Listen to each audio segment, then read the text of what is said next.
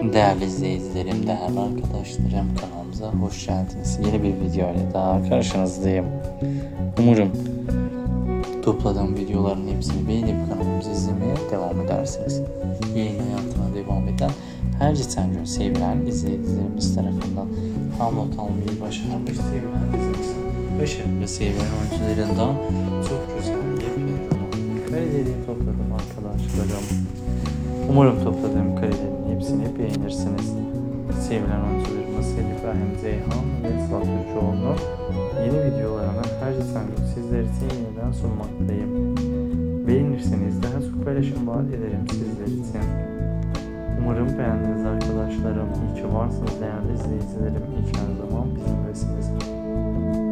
Sizleri çok ama çok seviyoruz değerli izleyicilerimiz. Güle güle değerli arkadaşlarımız. Hoşça kalın.